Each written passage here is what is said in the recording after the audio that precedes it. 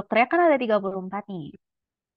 Ya, ada 34 slide. Nah, tapi karena dia udah lecture terakhir dan malam juga, pasti kan capek nih. Jadi tadi itu aku coba buat ringkasin. Jadi aku tuh buat gambar nih guys. Cuma disclaimer dulu ya, gambarnya eh, nggak terlalu bagus. Cuma aku buat jadi cuma tinggal 2 slide doang nih. Jadi kayak lebih ringkas gitu kita bacanya bentar. Ini kenapa panelnya nggak mau geser sih? Oke, bentar ya. Nih, aduh maaf ya gambarnya jelek ya. Nanti aku jelasin pelan-pelan ya. Maksud gambarku nih apa gitu. Biar kita nggak usah pakai slide banyak-banyak. Belum ke share screen. Benar. Hmm, hmm, hmm, hmm,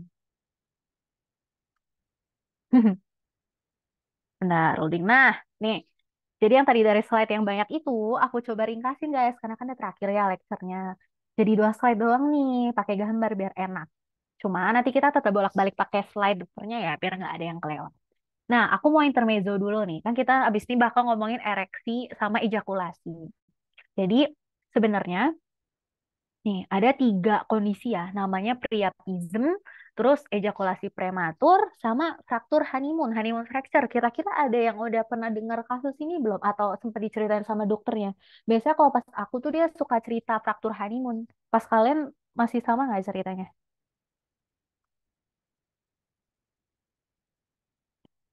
Nah, intermezzo aja sih ya guys ya. Jadi ini tuh kondisi-kondisi yang berhubungan sama nanti kita bahas ereksi sama ejakulasi. Nah, terus priapism tuh apa? Terus juga prematur ejakulasi itu apa? Nanti semuanya bakal kejawab setelah kita bahas mekanismenya ya. Tapi untuk gambarannya gini, priapism itu ini nice to know aja sih guys. Nggak masuk ujian kok. Coba aku mau cerita aja soalnya aku ketemu waktu pas koas ya. Atau besok pas kalian koas ketemu. Jadi priapism itu tuh kondisi di mana penisnya tuh ereksi terus. Penis ereksi terus, tapi sakit, sakit pol. Terus yang bikin nyebelinnya, dia itu nggak ada sexual drive-nya. Kan kalau misalnya normalnya ya, kan penis tuh bisa ereksi, bisa tegang. Itu tuh karena ada sexual drive ya. Bisa karena emang, nanti kita bahas stimulusnya ya, bisa karena dia tuh ngeliat nih, atau dia membayangin, atau dia mencium sesuatu, terus jadi keinget tentang hal-hal itu. Atau malah dengerin sesuatu, itu kan bisa jadi pemicunya.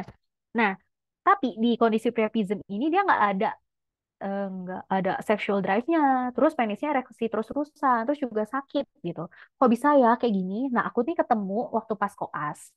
Dan dia tuh gara-gara kalau nggak salah, dia itu tuh ada gangguan di bagian medula spinalisnya. Jadi dia ada em, namanya spinal cord atau medula spinalis disorder ya. Emang kenapa sih medula spinalis ini ngapain gitu ya? Ntar kita jelasin pakai gambar aku tadi gitu. Nah, ini aku ketemu nih pas koas.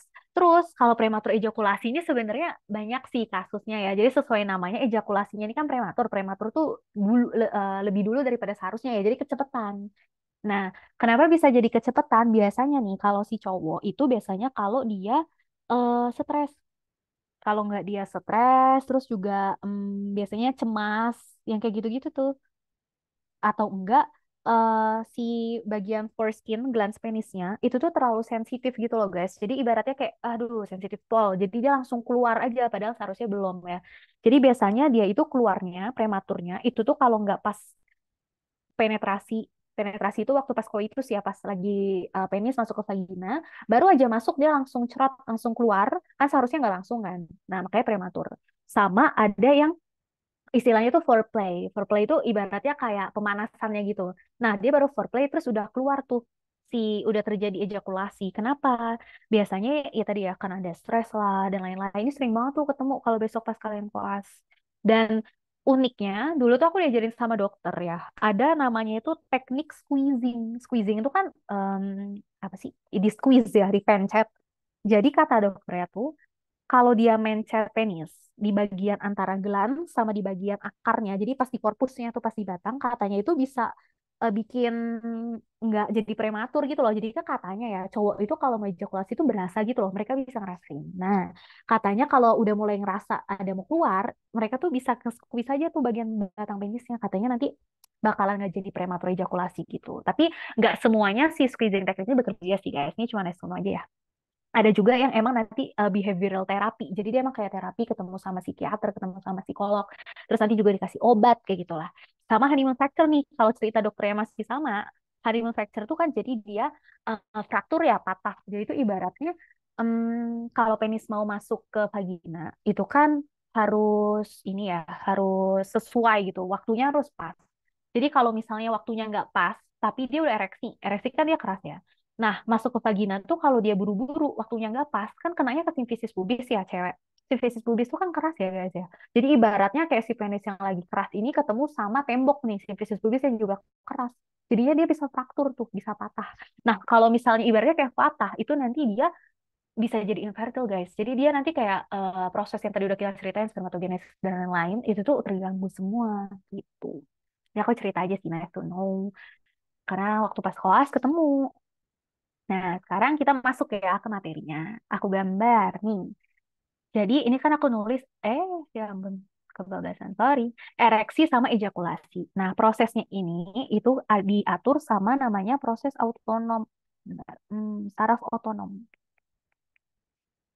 Saraf otonom itu kan dibagi dua ya, ada parasimpatis sama simpatis. Ngafalinnya gimana Kak? Parasimpatis tuh yang siapa? Ereksi atau ejakulasi? Terus kalau simpatis yang siapa? Aku ngafalinnya gini, ereksi itu poin, poin P. Jadi parasimpatis. Maksudnya maksudnya poin apa sih? Bayangin aja kan penis nih, penis. Penis lagi ereksi, ereksi kan lagi kaku ya. Jadi kayak lagi kepung gitu, aku ngapainnya gitu. Lagi kayak tegang lah. Nah, jadi ketika diereksi ke tegang, poin, poin P parasimpatis. Nah, kalau ejakulasi kan dia pas lagi cerot ya, pas lagi keluar nih, shoot keluar nih. Nah, itu tuh sama aja kayak shoot dikeluarin gitu. S simpatis. Jadi jangan sampai ketuker ya, soalnya ini juga sering masuk di soal. Cara ngafalinnya kalau aku gitu ya, ereksi poin parasimpatis pas kondisinya lagi ya kayak aku ceritain barusan nah, intinya gitu ya. Jadi ereksi itu pas parasimpatis, ejakulasi itu waktu pas hmm, simpatis. Oke. Terus kerjanya gimana nih? Jadi dia gini. Dia itu ada hubungannya sama medulla spinalis. Maaf ya, ini nih aku ceritanya gambar medulla spinalis guys. Nah, kalau buat yang proses, kita ngomongin ereksi dulu ya. Ngomongin ereksi kan tadi poin parasimpatis. Oke. Yang bekerja parasimpatis, dia itu yang bekerja di S2 sampai S4 ini hafalan dulu aja. Kalau ngafalin nervus-nervus nanti di blok selanjutnya. Nggak usah pusing-pusing dulu ya. S2 sampai S4 gitu. Terus, si parasimpatis S2 S4 ini punya nervus yang warna hitam. Benar, sorry. Nervus yang hitam ini. Yang hijau nggak usah diliatin dulu ya. Sorry ya. Ini soalnya udah langsung gambar semua. Kita lihat yang hitam dulu. Yang si hitam ini ada tulisannya ya, tak tulis nervus pelvic. Nah, jadi nanti si parasimpatis itu hubungannya sama si nervus pelvic, intinya kayak gitu. Nervus pelvicnya ngapain, Kak? Nervus pelvicnya nanti dia itu bakalan menginervasi di bagian corpora cavernosa yang ada dua nih, sama yang tengah di corpus spongiosum ya. Ini, nih bentar, kita cari gambar yang lebih bagus di lecture dokternya. Ya, anatomi penis jangan lupa ya, anatomi penisnya pas lagi ereksi, pas lagi berdiri. Jadi nih, corpus cavernosa ada satu pasang, terus yang tengah nih corpus spongiosumnya. Nah, ini nanti yang bakalan berfungsi atau bekerja waktu pas dia ereksi ya. Jadi hafal-hafalin tuh corpus spongiosum, corpus cavernosa dulunya. Nah, terus ini nice to know sih di anatomi mungkin udah diajarin juga ya. Jadi nanti si bagian si corpus spongiosumnya ini kalau misalnya ke arah proksimal ya, ke arah belakang ini dia akan membentuk bulbus uretra, uretra bulb gitu. Terus nanti kalau udah bentuk itu dia naik nih ke atas ke arah kranial, ke area kranium, nanti dia buat penyempitan yang disebut sebagai sphincter gitu ya, membentuk membranosa uretra. Terus barulah dia bisa ke prostat gitu ya, ke kelenjar prostat. Nah, kalau misalnya si corpus spongiosanya ini ke arah distal jadilah glans penis gitu ya. Ini yang sensitif banget. Yang jadi kan tadi aku udah bilang ya, sexual drive kalau mau ereksi salah satunya sentuhan tuh. Nah, biasanya itu yang disentuh si glans penis. Emang dia tuh yang bagian tersensitif gitu. Oke. Nah, terus pentingnya lagi apa nih si eh corpus cavernosum, ya corpus cavernosum itu kan dia ada uretranya nih. Jadi nanti dia fungsinya dia itu harus buka uretra supaya spermanya itu bisa moncrot keluar kan, supaya bisa ejakulasi. Jadi pokoknya dia itu yang nyiapin uretra. Nanti gimana caranya Kak uretranya bisa siap sedia buat ngeluarin? Ntar kita jelasin pakai gambar tadi ya. Terus ini tadi juga yang gambar mata lalat tuh yang aku udah bilang tunika albuginea ada hubungannya. Terus juga arteri cavernosa nih yang bagian tengah ya, atau yang si profundus penis tadi itu juga ada hubungannya sama ereksi, hubungannya apa? Tak kita jelasin gambar juga ya. Terus ya ini fungsi-fungsinya nanti bisa diinin sendiri ya. terus juga vena dan segala macem. Nervus, nanti kita jelasin pakai gambar nih ya. Tadi aku udah bilang, nervus parasimpatetis. Ditelan dulu aja S2, S4. Oke? Terus juga selain dia otonom, ada yang somatisnya. Nanti somatis itu sama persis plek-plek kayak si parasimpatis S2 sama S4 juga. Oke? Terus, nah sekarang kita ngomongin mekanismenya ya. Nah, sorry. Nih. Jadi, kalau misalnya dia tadi mau ereksi, si poin parasimpatis, sebelumnya kenapa dia bisa ereksi in the first place? Apa sih yang terjadi? Itu tadi ada sexual drive-nya yang aku bilang. Nah, sexual drive-nya nih kalau dokternya bilang, bentar, mana nih? Oke, bentar guys, bablas sepertinya. Nih, ada 3 tipe ereksi ya. Genital stimulated, jadi ada kontak, emang dipegang tuh. Nah, yang bagian sensitif tadi aku bilang ya, glans penis. Biasanya tuh mainin glans penis tuh yang paling sensitif. Terus juga central stimulated atau non kontak. Jadi nggak disentuh. Jadi pakai apa yang tadi aku bilang? Visual, bisa. Bayangin, bisa. Terus dia cium sesuatu, bau apa, bisa jadi triggernya. Terus dengerin sesuatu juga bisa, oke? Terus sama ada yang namanya central originated atau nocturnal. Nah, nocturnal ini tuh biasanya yang malam waktu pas tidur, sorry. Nah, tidur itu nanti waktu pas kalian blok selanjutnya lagi, nanti kalian tuh bakal belajar ada fase-fase tidur gitu. Nah, terus ada fase yang namanya REM ya. Pokoknya rapid eye movement. Nah, nanti hubungannya tuh di siklus REM ini, di rapid eye movementnya. Jadi, ibaratnya dia tuh nggak perlu ada sentuhan, nggak perlu ada ngelihat sesuatu, nggak perlu ada mencium sesuatu, tiba-tiba dia keluar aja gitu secara otomatis karena emang ada tipenya ini yang si nocturnal ya atau central originated gitu. Mekanismenya gimana? Biasanya nanti dijelasin. Aku udah buat ringkasannya, nanti aku kirim ya biar nggak kemana. Nah, oke, tadi kita udah punya sexual drive-nya. Kita balik lagi ke sini parasimpatis. Oke, hijaunya ditutup dulu ya, jangan dilihat. Yang bekerja sih nervus pelvic. Oke, tadi kita sampai di sini ya, corpora cavernosa sama corpus spongiosum. Nah, ini fungsinya ngapain tuh, Kak? Jadi dia buat dia tuh mempersiapkan otot-otot ini biar nanti dia itu bisa ngeluarin sperma biar relax. Caranya gimana? Caranya gini. Ini corpora cavernosanya tak zoom. Jadi ini yang bagian corpora aku tak kecilin. Oke, bagian corpora cavernosa. Terus ini ada sih endothel layer-nya ya. Terus juga ada smooth muscle-nya. Smooth muscle nih, smooth muscle. Ini yang bagian endothelial layer-nya. Kenapa aku gambar? Soalnya ada hubungannya di sini. Ini nih si nukleusnya tadi, yang pokoknya hubungannya sama nervus pelviknya. Yang si bulat hitam ini aku zoom in kayak gini ya. Nah, ini dia itu tuh bisa nembus endotel guys ternyata. Dia bisa nembus ke endotel. Terus dia tuh ngeluarin ACH, acetylcholine. Nah, acetylcholine ini ngapain? Acetylcholine-nya ini dia tuh ternyata berikatan sama endotelnya. Ini kan endotel nih, tapi ini tak zoom. Nah, dia itu membuat, sorry, kok pecah ya? Nih, jadi dia nih dia itu bentuk yang namanya arginin ya. Arginin itu nanti bakal di breakdown jadi 2. Yang pertama sertrulin, terus yang satunya itu NO, nitric oxide. Nah, yang sering banget di-mention di lecture dokternya dan biasanya itu soal keluar dari soal tuh si NO ini guys. Si nitric oxide-nya. Nitric oxide ini ngapain? Nah, ini kan tadi masih di pembuluh darah ya, di endothelial layer. Terus sekarang kita ke smooth muscle ya, ke otot. Si NO-nya ini dia pergilah ke otot tuh. Terus dia tuh berikatan sama enzim nih yang tak buat senyum. Enzimnya kayak nolongin ya, jadi tak buat senyum. Namanya enzim GC atau guanilat siklase. Nah, si guanilat siklase ini ngapain, Kak? Dia itu ngubah GTP, maaf ya pecah ya, GTP jadi CGMP. Nih. Terus kenapa gitu kalau udah diubah? Nah, dia tuh ngasilin K plus nih kalium. Terus kaliumnya itu dibuat keluar ke ekstrasel. Nah, kalau kaliumnya keluar, dia itu tuh jadi vasodilatasi, guys. Vasodilatasi itu apa sih? Fasanya melebar, dilatasi. Hmm. Terus kalau fasanya melebar gimana? Kalau fasanya melebar, jadi kan anggaplah pipanya melebar ya. Kalau pipanya melebar, otomatis kan darahnya bisa masuk nih dengan lebih mudah ya.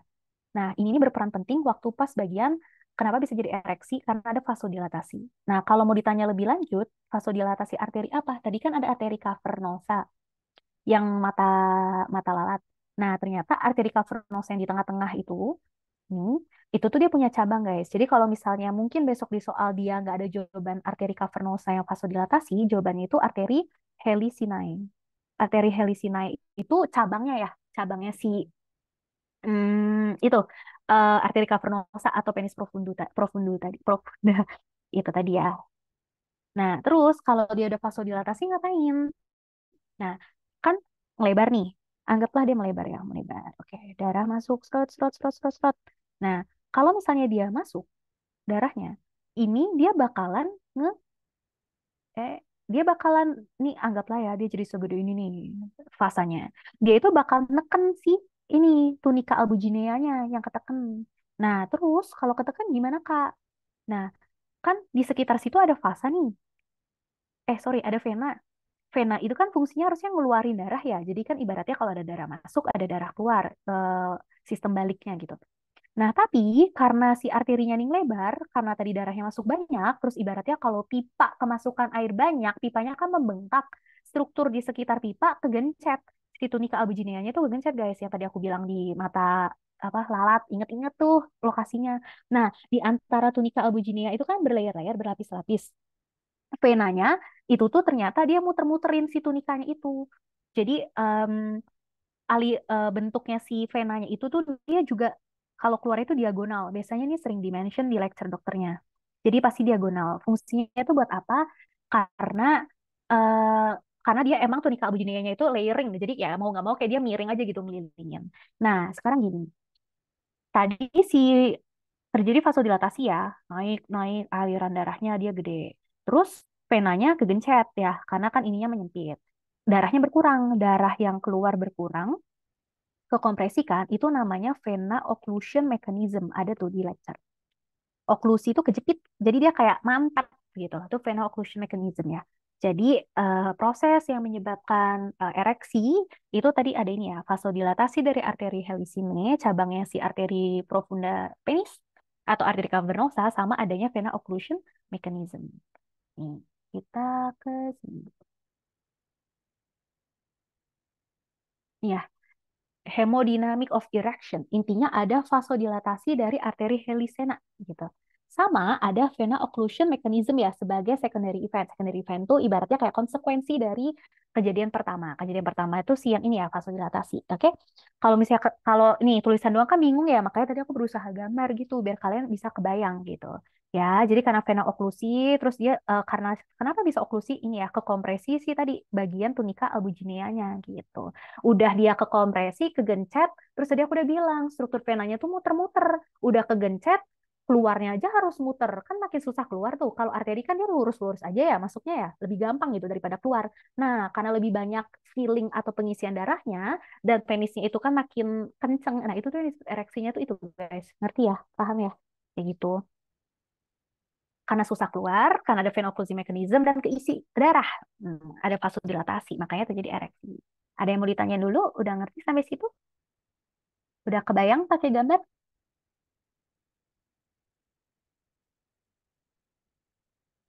Oke, aku lanjut dulu ya. Nah, tadi kan aku ada ngomongin si enzim tuh yang gambar hijau aku kasih senyum, si enzim si klase gua GC gua nilat si klase. Tadi kan ngerubah yang namanya GTP jadi CGMP ya. Terus fungsinya tadi yang ngeluarin kalium itu loh yang aku bilang. Nah, supaya dia bisa jadi vasodilatasi. Selain itu ternyata juga ada pengaruh lain namanya enzim lain. Jadi nggak cuma si enzim GC, tapi enzim AC juga bekerja, enzim adenilat siklase. Nah, si enzim AC ini dia ngubah ATP jadi CAMP ya. Kalau enzim GC dia ngubah GTP jadi CGMP. Jadi yang berperan ini nanti yang si ini nih yang udah dalam bentuk ini, dalam bentuk CAMP sama CGMP gitu ya guys. Tuh. Kayak dokter yang nulis deh. Mana ya? Ya gitulah. Oke. Terus nanti dibantu juga nih sama hormon-hormon lain. Jadi si enzim AC tadi itu tuh ternyata harus diaktifasi dulu. Nggak bisa serta-merta muncul AC yang aktifasi siapa nih? VIP atau vasoaktif intestinal polypeptide sama prostaglandin S1. Ini PGE1 mau nggak mau nih agak emang harus dihafalin sih guys ya. Tapi setidaknya ada gambarannya ya pakai gambar aku tadi. Jadi bikin bikin ototnya relaksasi tuh, ototnya relaksasi, darahnya juga vasodilatasi, lebar masuk gampang ya. Nah, itu tuh karena sih ini ya tadi CGMP sama CAMP. Dia ngasilin K+ yang digambar aku, selain dia ngasilin K+, K+-nya keluar, dia juga bikin kalsiumnya itu juga berkurang. Jadi kalau kalsium itu kan berperan dalam kontraksi-kontraksi sama kayak K plus mereka temenan gitu.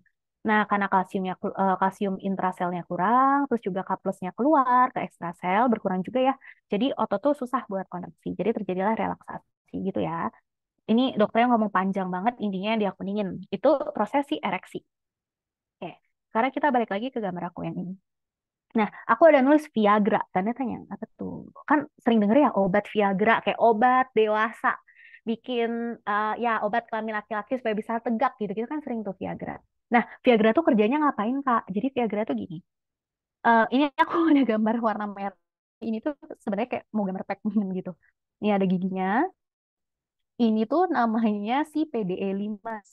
Kepanjangannya apa ya? Ntar aku cek. Sama ini fungsinya itu dia makanin si CGMP tadi ya. Si GTP dirubah jadi CGMP. Padahal kan CGMP tadi udah jelasin ya CGMP sama CAMP berperan penting untuk relaksasi otot. Nah, si PDE5 ini tuh fungsinya makanin CGMP. Nah, kalau misalnya dia susah relaksasi, susah keisi darahnya, kan dia nggak bisa ereksi dong. Pipanya nggak bisa keisi air, nggak bisa keisi darah, nggak bisa membesar, penisnya nggak bisa membesar pipanya. Nah, kalau dalam kondisi abnormal, si Viagra itu dia memberhentikan kerjanya PDE5 ini. Jadi, kalau PDE5-nya berhenti kerjanya, ya, jadinya si GTP-nya nggak bakal di-stop untuk ngubah ke CGMP. CGMP-nya bisa bekerja tuh buat nurunin CA2+, buat nurunin K+, jadilah relaksasi otot. Kayak gitu ya. Ini nice to know aja sih si Viagra ini. Nah, terus kita balik lagi ke udah ya, udahlah terjadi nih ereksi ini. Terus ereksi itu kerjanya gimana Kak? Ereksi kan dia lagi tegang nih, ngisi-ngisi terus kan, penisnya keisi. Bayangin aja gini, kalau pipa keisi air banyak lama-lama kan bisa pecah. Nah sama halnya kayak penis kan nggak mungkin nih dia diisi terus-terusan. Karena ada sexual drive terus, otomatis harus ada ini homeostasisnya, harus ada yang bikin balance. Nah yang bikin balance itulah nanti proses ejakulasinya guys, mau dikeluarin gitu. Kita pakai simpatis ya. Nah, ngeluarin simpatis, shoot simpatis itu tuh medula spinalis juga, tapi beda tingkatannya. Kalau yang tadi kita pakai S2, S4, kalau di sini pakai T12L2. Disclaimer dulu, kalau pakai buku yang aku baca, textbooknya bilang T12L2. Tapi kalau dokternya, PPT-nya bilang T10 sama L1 nih, kalau nggak salah. Bentar. Sorry. Nih, T10 sama L1 ya. Nanti kalau misalnya keluar di salah Cumex, ya udah ikutin dokternya aja nggak apa-apa. Pakai T10 L1 ya. Terus, soalnya tuh kalau kedokteran tuh emang gitu, sumbernya kan banyak. Jadi, dulu dari S1 aku juga sering nanya kan, kalau misalnya ada perbedaan antara textbook sama ini, ikut yang mana? Dokternya bilang kayak, semuanya bener. Tapi kan karena cuma buat nilai ya, jadi supaya nilainya bagus, ya udah ikutin aja yang dari sumber dokternya, oke? 10 yang satu, oke. Nah, kita mau ngeluarin ya, biar nggak kepenuhan, pakai simpatis. Ejakulasi, shoot, simpatis, oke. Ya, ini jadi T10 L1 boleh. Nah, terus cara kerjanya gimana, Kak? Nah, dia itu bekerja sama otak ya. Semuanya itu kan pasti diatur sama otak dulu, sama korteks cerebral. Nah, korteks cerebral ini nanti bakal memerintahin si medula spinalis yang T10L1. Terus dia tuh bakal ngomong nih sama ganglion mesenterica inferior. Apa tuh? Ganglion itu badan sel, guys. Nanti lebih jelas di 1.5 lagi. Intinya, dia ngapain sih? Dia itu tuh yang merintah-merintahin bagian-bagian lain nih. Jadi, lihat yang biru-birunya ya. Dia nanti ke sini nih, ke yang hitam-hitam. Hitam-hitam ini reseptor. Reseptor yang ada di penis, reseptor yang ada di vesicula seminalis, reseptor yang ada di vas deferens. Terus juga ada yang di vas deferens, epididymis, kerjanya kayak gitu lah intinya. Nah, terus ngapain dia? Nah, dia ngeluarin namanya hormon NE. Ya, baca. Hormon NE itu norepinefrin. Norepinefrin ini fungsinya buat kontraksi. Nah, jadi kalau tadi ereksi itu harus dirileksin supaya dia keisi darahnya, kalau mau ngeluarin harus kita kontraksiin. Terus ngapain tuh? Kan aku gambar panah-panah hitam ya. Panah-panah hitam itu maksudnya dia keterima NE, terkontraksi, terkontraksi kan ketekan nih, ketekan. Ada panah hitam, ketekan, ketekan, ketekan, ketekan terus ya. Sampai di sini ketekan juga. Fungsinya neken tuh biar apa, Kak? Nah, fungsinya biar si sperma nih yang udah dimatengin dan spermatozoa yang udah matang dan segala macam tuh bisa jalan. Ada yang namanya gerakan peristaltik ya. Kalau misalnya udah belajar tentang abdomen, pasti kan kayak, oh usus ada gerakan peristaltik. Peristaltik itu apa sih? Gerakan peristaltik itu gerakan yang terus-menerus biar organnya itu motil, biar organnya itu gerak gitu. Sama halnya di sistem buat keluar ini, buat ejakulasi. Kita buat dia supaya gerak terus ya. Nah, yang bikin geraknya siapa? Si norepinefrin ini. Kita buat kontraksi, ditekan, tekan, tekan, tekan. Otomatis kan kalau pipa nih ditekan, mau nggak mau kan airnya bakalan ngalir ya. Nah, makanya dia bisa naik ke atas nih, set gitu. Terus kalau udah naik, ngapain Kak? Nah, di vesicula seminalis tadi kita juga udah belajar ya, dia akan dikasih semen. Semen tadi fungsinya buat apa? Buat lubrikasi. Lubrikasi itu biar licin. Biar licin, biar apa? Ya, biar gampang nih. Di bagian ductus ejaculatoriusnya kan udah berubah ya tadi ya. Vesicula seminalis, salah, pas deferens ketemu sama si vesicula seminalis berubah jadi ductus ejaculatorius ya. Nah, itu dibantu tuh dilicinin pakai si semen tadi. Nah, terus kalau udah, kenapa gitu? Lanjutannya, ternyata dia dibantuin lagi sama nervus pudendus, guys. Sekarang kita lihat yang hijau ya. Nervus pudendus itu dari parasimpatis. Ternyata dia dibantuin juga kerjanya, walaupun lagi simpatis di T10L1. Dia itu nempel di otot yang namanya bulbus spongiosum. Hmm. Dia ketemu sama reseptor si item. Ngeluarinnya namanya ACH, acetylcholine. Sama ya, kayak yang tadi kita udah bahas pertama, yang ini. Kalau di sini acetylcholine ngasilin arginin, terus di breakdown jadi cetrulin dan nitrate oxide. Kalau di sini ACH-nya, ngapain Kak? ACH-nya bikin kontraksi bulbus spongiosum. Kenapa dibuat kontraksi? Sama aja konsepnya kayak yang di sini. Tadi kan peristaltik ya, biar dia gerak terus, biar semennya bisa gerak, biar spermanya bisa gerak, spermatozoonnya. Dia juga sama, dia neken, neken, neken, neken gitu, biar kegerak.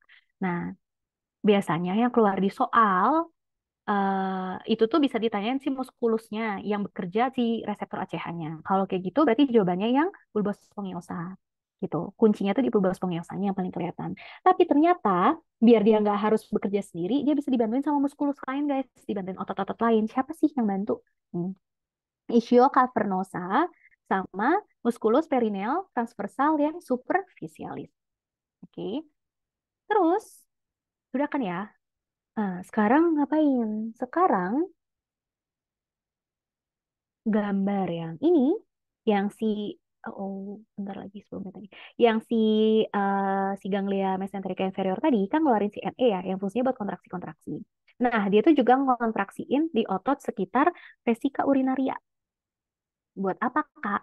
Nah, kan vesika urinaria ini yang hijau ini maksudnya epitel. Terus yang bagian merah itu musculus detrussornya ya kan, yang buat ngekontraksiin. Terus di bagian dalamnya itu ada si sphincter, musculus sphincter interna.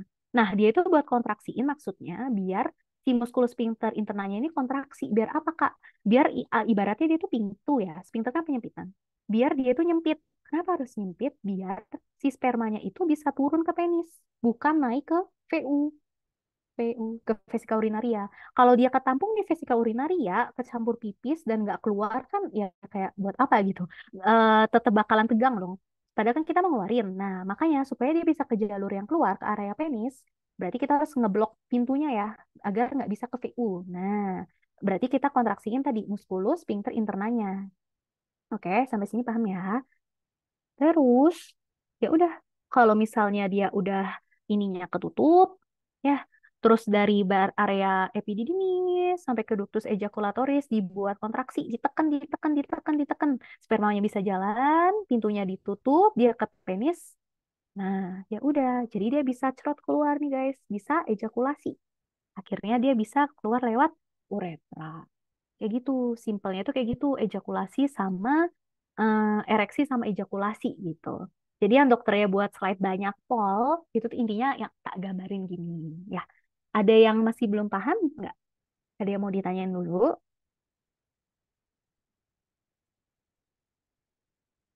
Oke, ada ya. Kalau misalnya belum ada, oke kita lanjut dulu nih. Udah mau habis juga nih Zoom-nya. Kita ke sini ya. Jadi, hmm, tadi ya udah dijelasin CA2+-nya dibuat turun, terus dia ngasilin NO yang kayak gambar aku tadi aja intinya guys. Ini kalimat panjang intinya kayak tadi ya. CGMP sama si CAMP juga tadi supaya dia bisa rileks, biar bisa ereksi. Nah, tadi kan enzimnya ada dua ya, AC sama GC. AC ini harus diaktifasi juga sama siapa? Tadi hormon VIP sama PGS1. Oke. Terus ini fungsinya dibaca ya.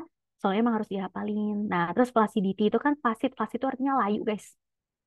Nah, kenapa bisa layu? Karena tadi dia udah keluar ya, udah si ereksi. Jadi kurang lebih sama lah intinya. Sama yang kayak aku jelasin tadi. Ini juga sama ya, ereksi dilatasi dari arteri helisina. Panjang lah intinya. Tapi intinya yang dokternya kuningin. Oke. Nah, terus nih juga ya, sama lah. Ibaratnya tadi yang aku bilang venanya tuh kan ngelilingin si tunika albuginea tuh. Dia udah kekompres, terus udah kejepit, alirannya muter-muter lagi kan makin susah keluar ya. Nah, itu yang dibikin sama namanya vena occlusion mechanism tadi. Nah, ini juga tipe-tipe ereksi udah kita bahas di depan ya. Tadi sebelum sampai bisa parasimpatis harus ada stimulusnya dulu, harus ada sexual drive-nya. Tipe-tipenya tadi udah kita bahas juga.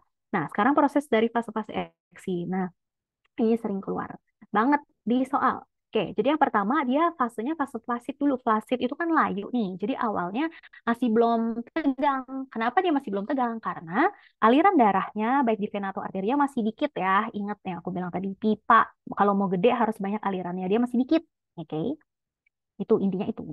Nah, terus fase kedua laten atau filling. Filling itu kan ngisi ya. Jadi intinya dia masih naikin aja alirannya. Oke, tutup, sorry. Increase flow. Dia naikin-naikin alirannya gitu.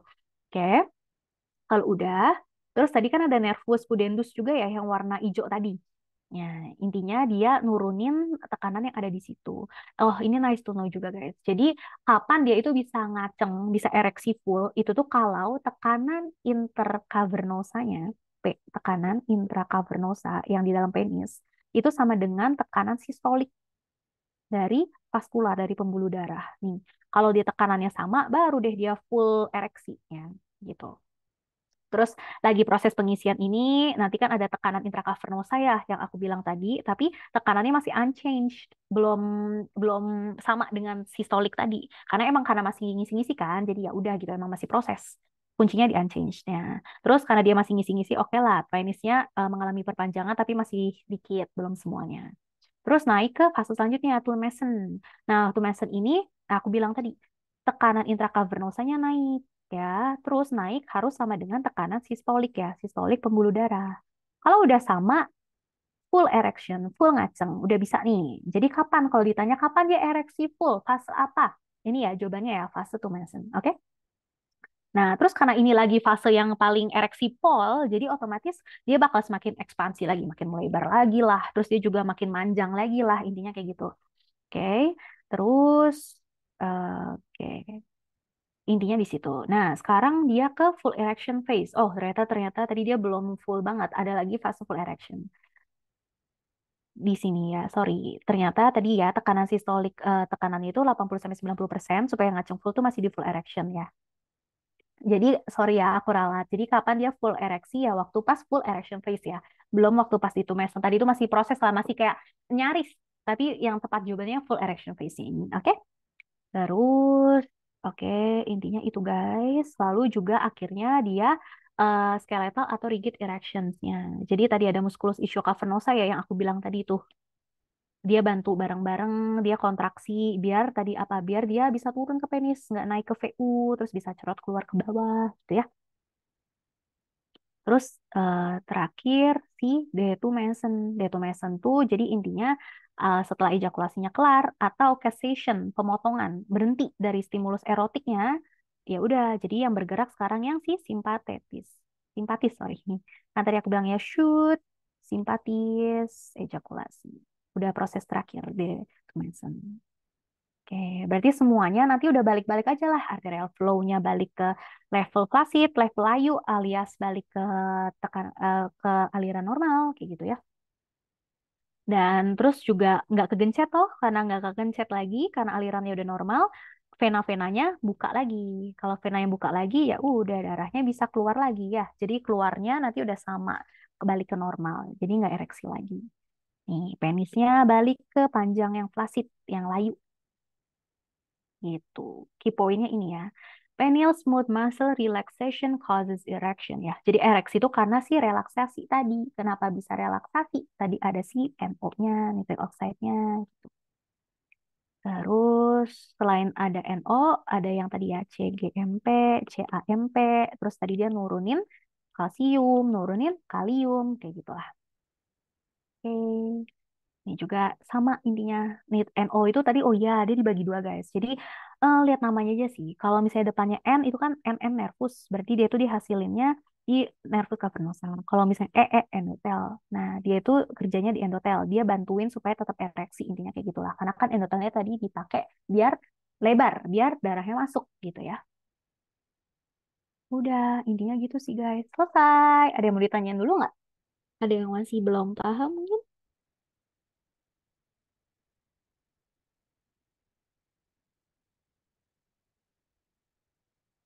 Udah, oke. Ini pas banget nih udah tinggal 1 menit 54 detik lagi dan udah malam juga ya, udah jam, oh udah mau setengah 10. Kita akhirin dulu nggak apa-apa. Nanti kalau misalnya ada yang mau ditanyain bisa chat aku ya. Tadi nomornya aku kasih ke Ella atau chat ke Atin juga.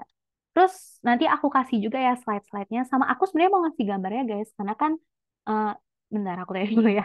Dengan gambar tuh kalian lebih bisa bayangin nggak daripada kalimat-kalimat slide doang? Bisa lebih kebayang nggak? Iya, Kak. Ya, nah, jadi aku pengen share ke kalian sebenarnya. Cuma gambarnya kan tadi nggak terlalu rapi ya. Jadi mungkin nanti aku rapiin dulu ya.